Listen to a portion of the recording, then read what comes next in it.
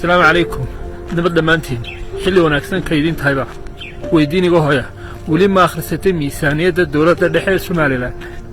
mase eegtay qoondada hay'adaha dawladeed ee kala duwan ku leeyihiin miisaaniyadu waxay ka kooban tahay mala awaalka dakhliga la filayo inuu dawladda soo galo sanadka iyo qorshaha kharashaadka loo isticmaalayo hay'adaha kala duwan ee dawladda iyo qaybo kamida bulshada ayaa mid walba qoonda laga siiyaa miisaaniyada iyadoo loo eegayo sida baahiyahoodu u kala weyn yihiin ama ay u kala mudan yihiin wargeyska Dawan iyo jaamacadda Hargeysa waxay ka mid yihiin hay'adaha dawladeed ee qoondada ka hela miisaaniyada qaranka haddaba keebaad filaysaa in qoondada uu miisaaniyada ka hela badan karto Dawan oo markii hore loo oran jiray maandeeq waa wargeys baahiye wararka qoraalka ah oo ay dawladdu leedahay jaamacadda Hargeysa waa goobta waxbarasho ee ugu weyn dalka waxa dhigta arday gaadhaysa 8,000 oo arday tamarteedu inta ay doonto ha ahaatee waxaynu magan uga nahay inay mustaqbalka ku maalgeliso aqoon inay noo soo saarto aqoon-yahano iyo xirfad-yahano bulshada u adeega jaamacadda Hargeysa iyo wargeyska Dawan labaduba adeeg ay qabtaan dhaqaale ay ku qaataan jaamacadda inkastoo ay jiraan arday ay bilaash ugu dhigtaa haddana ardayda ay waxbarto lacag ay ka qaadaa wargeyska Dawanna nuqulada uu daabaco iyo xaysiisyada lagu soo qoro labadaba lacag ayaa laga siiyaa labadoodaba marka dhaqaalaha soo gala laga yimaado dawladdu lacag kab ah ayay siisaa ha yeeshee kala badan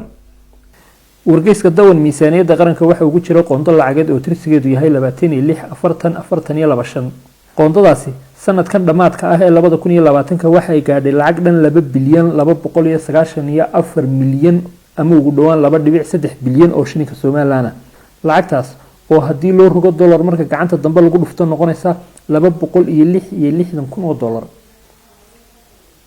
dhanka kale jaamacadaha iyo maxadada waxbarasho ee dawladdu kabka siiso isku darkooda waxa miisaaniyada ugu jiro qoondo tirsigeedu yahay 26,447 qoondadaas labadii sano ee u dambeeyay waxa ay ahayd 1 bilyan iyo 100 milyan oo shilinka Soomaaliland ama aan idhaahdee 1.1 bilyan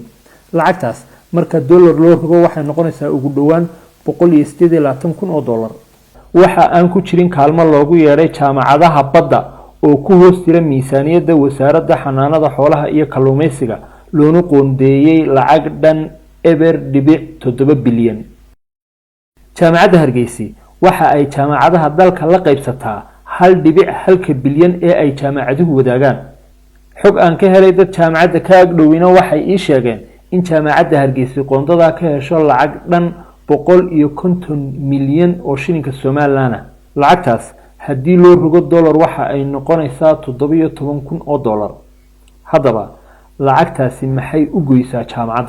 jaamacadda Hargeysa waxa dhiga barayaal kor u dhaafay 300 oo macallin sidoo kale waxa ka howlgala tiro kale oo badan oo maamul iyo shaqaale kaleba leh 17,000 ee dollar ee dawladdu jaamacadda siisaa kama badna mushaharka 2 macallin oo min 5 koras bixiya ama aan idhaahdee 5 fasal dhiga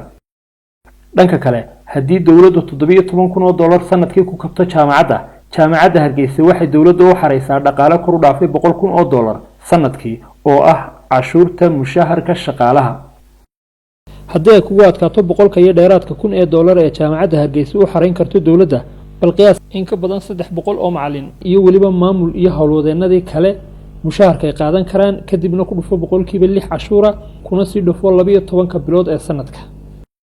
wargeyska Dawan mar kale miisaaniyada qaranka lacag kale ayuu ku leeyahay kabka dawladdu siiso waxa u dheer hay'adaha dawladda miisaaniyada waxa ugu jiro qoonda la yiraahdo wargeysyada iyo bugaagta wargeysyada wasaaraduhu iibsadaan waxa kamid ah anbaba ugu badan wargeyska Dawan sidaa darteed mar kale wargeysku waxa uu helaa dhaqaale ugu jira miisaaniyada inta badan hay'adaha iyo wasaaradaha dawladda aan soo koobay jaamacadda Hargeysa dawladdu waxay siisaa lacag lagu qiyaasay 17,000 oo dollar sanadkii wargeyska Dawanna 266,000 oo dollar sanadkii waxay isdheer yihiin 15 goor laab sidee ku kala mutaysteen waa weydiin warcelinteeda u baahan wargeysku waxtar intee leeg buu bulshada ku soo kordhiyaa jaamacadduse maxay soo kordhisaa halkaasise wax ka bedel ma u baahan tahay